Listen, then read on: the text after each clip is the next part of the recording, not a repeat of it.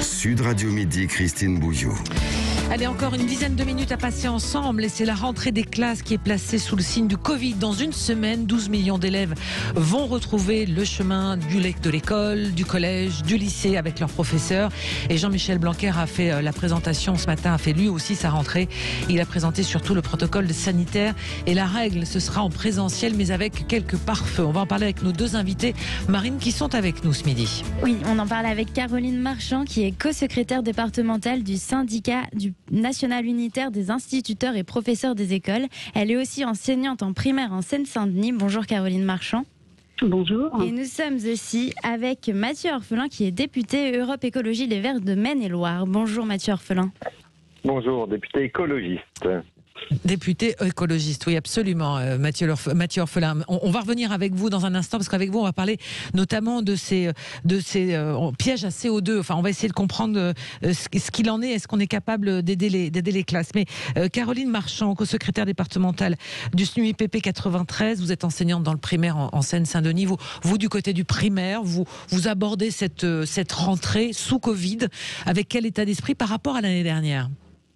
Alors avec quel état d'esprit? Un petit peu le même état d'esprit que on n'est pas rassuré par ce que le ministère a annoncé, puisque là le ministère a donné un protocole qui est avec 3 niveaux, un niveau 1, 2, 3, 4 que l'on peut trouver sur le site du ministère. Avec des couleurs. Avec des couleurs, voilà. Et pour tout le monde, quel que soit le niveau de contamination, c'est le niveau 2, donc c'est accueil en présentiel de tous les élèves en école élémentaire, collège et lycée. Voilà. Donc pour l'instant, nous ce qu'on regrette un petit peu, c'est qu'il n'y ait pas d'anticipation. Ça fait 1 an et 2 ans maintenant pratiquement que l'on vit sous pandémie. Et le ministère, là vous parliez effectivement des purificateurs d'air, des détecteurs de CO2. Ça fait longtemps que le SNUIPP réclame que nous ne sommes pas pour la fermeture des écoles, mais le ministère doit protéger les enseignants, les élèves et avec les élèves protéger les familles. Oui, alors justement, Mathieu Orphelin, vous avez peut-être suivi ce matin d'ailleurs la conférence de rentrée de Jean-Michel Blanquer, qui est le ministre de l'Éducation, qui est resté le plus longtemps à ce ministère pour l'instant, enfin un des plus longs. Ce protocole, est-ce qu'il vous semble judicieux, adapté, adaptable, compréhensible, rassurant surtout? Oui, c'est bien que les élèves retrouvent en présentiel le chemin de l'école avec un certain nombre de règles, toujours évidemment, notamment sur les gestes barrières, et puis ce protocole en quatre niveaux.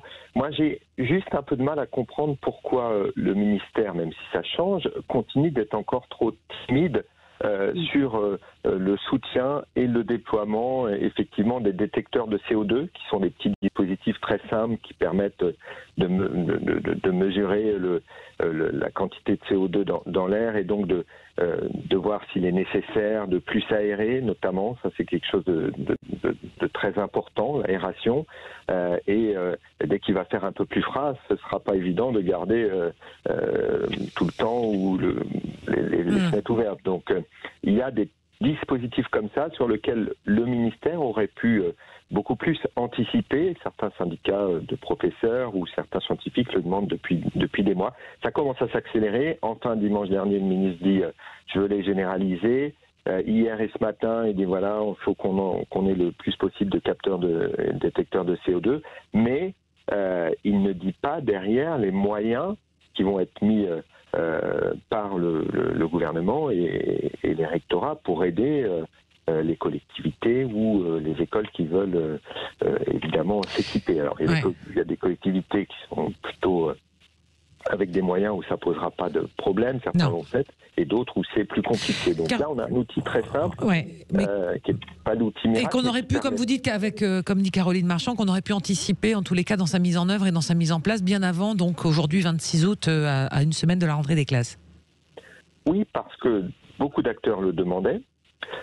Et parce que aujourd'hui c'est une mesure, je crois, qui serait en plus très rassurante pour les parents d'élèves. Voilà, et peut y avoir aussi d'ailleurs un peu de pédagogie faite auprès des élèves, notamment de primaire, dire voilà qu'est-ce que c'est que ce nouveau capteur, comment il marche, il peut y avoir un intérêt pédagogique à tout ça. Et donc je crois qu'aujourd'hui le ministère pendant des semaines a dit c'est pas de notre responsabilité, c'est de la responsabilité des collectivités locales, ce qui est une manière un peu de botter en touche, mais ça tient plus. Aujourd'hui on voit que dans d'autres pays, dans d'autres villes importantes autour du monde, il y a vraiment un déploiement à grande échelle de ces capteurs de CO2. On peut faire la même chose. On peut faire la même chose. Oui. Je crois qu'il faut vraiment que le gouvernement mette en œuvre un comité d'action sur ces sujets de qualité de l'air intérieur dans les écoles. Là, avec la problématique Covid, mais plus globalement, ça aura un avantage sur la qualité de l'air intérieur. Oui, et donc, il faut mettre tous les acteurs autour de la table. Caroline Marchand, ces purificateurs d'air, ces capteurs de CO2, vous, en Seine-Saint-Denis, qu'est-ce qu'il en est? Qu'est-ce que vous savez en termes d'installation dans les salles de classe pour la partie primaire?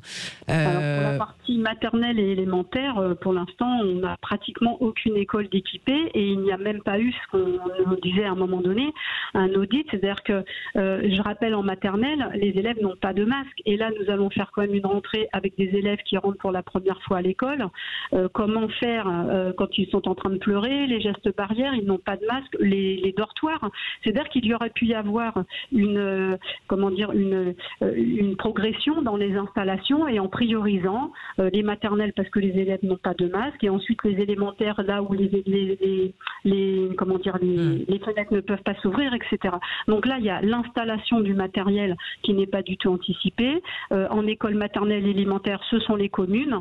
Et je rappelle qu'en Seine-Saint-Denis, les communes ne sont pas forcément très riches pour pouvoir investir. Et le ministère, avec d'autres ministères, aurait pu avoir, comme le disait M. Hanotin, une anticipation pour pouvoir, mettre en place des choses qui puissent nous protéger. Ouais, Voilà. alors sur les capteurs de CO2, il est à noter qu'il est préconisé de faire des ateliers justement dans le cadre pédagogique pour créer des capteurs de CO2. Oui, ça se fait en école, collège ou lycée, pas avec des enfants de 6 ans, c'est ce que 3 ans. Enfin, moi, je veux bien, mais bon, on peut parler de pédagogie partout, mais à un moment donné, qu'on nous donne les moyens. Bien sûr. On parle du non-brassage limité. Là, j'ai écouté un peu M. Blanquer ce matin, il parle de ressources humaines.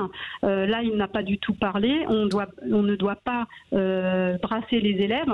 Quid quand l'enseignant va être absent parce qu'il est malade ou pour quelques raisons. Pour l'instant, on avait réussi au mois de juin et mai l'année dernière, au retour des vacances, les élèves n'étaient plus du tout accueillis quand un enseignant n'était pas remplacé. Ouais. Là, il y a aussi un problème de moyens humains. Il y a le problème de moyens d'aménagement des locaux. Et là, on va se retrouver avec un problème de moyens humains. On le sent déjà arriver parce que des collègues nous disent « Mais moi, j'ai du monde dans les classes. Comment va-t-on faire quand même cette rentrée de deux manières, au niveau matériel et humain ?» Oui, bien sûr, bien sûr. Vous soulignez une impréparation, enfin en tous les cas un manque d'anticipation sur des sujets qui étaient finalement assez connus d'avance, ou en tous les cas prévisibles, ce que vous dites, Caroline. Mathieu Orphelin, très rapidement, Jean-Michel Blanquer a un gros défi devant lui, c'est de réussir cette rentrée. C'est un défi pour l'ensemble de notre pays. Vous savez, je crois que on ne peut pas se permettre d'avoir une rentrée à nouveau qui se passe mal, parce que c'est pas d'ailleurs que de la faute du ministre, c'est trop simple. On pourrait juste dire un mot, peut-être, quand même, celle des étudiants, qui eux, n'ont pas vu un amphi depuis presque 2 ans. Oui. Je crois que ceux qui ont commencé les études supérieures dans les facultés l'année dernière ont eu une année très difficile. Il faut imaginer ce que c'est que de commencer une année scolaire sans avoir ses collègues, sans faire connaissance, souvent dans une ville où donc moi j'ai rencontré des dizaines d'étudiants ici à Angers qui ont une rentrée très très difficile. Celle-là s'annonce quand même plus simple, tant mieux, et notamment grâce à la vaccination très importante chez les jeunes, et tant mieux. Il faut continuer les gestes barrières, mais je crois que la rentrée va être moins noire que celle de l'an dernier. Ça ne veut pas dire qu'on a réussi on est sorti d'affaire. Je suis désolée, Mathieu Orphelin, qu'on est obligé. Sur le côté soutien psychologique aux étudiants et à ceux qui ont le plus souffert, c'est évidemment un point d'attention pour cette rentrée. Merci Mathieu Orphelin, désolé mais on est obligé d'arrêter là l'émission. Député écologiste de Maine-et-Loire, Caroline Marchand, vous étiez avec nous également, co-secrétaire départementale du SNUEPP 93. Merci tous les deux pour ce débat autour donc de la rentrée des classes et du protocole sanitaire dans les écoles à partir de la semaine prochaine. Nous on s'arrête là. Merci Marine, merci Quentin pour avoir aidé à la préparation de cette émission et on se retrouve pour la dernière du 12-13 de l'été, c'est-à-dire demain à midi.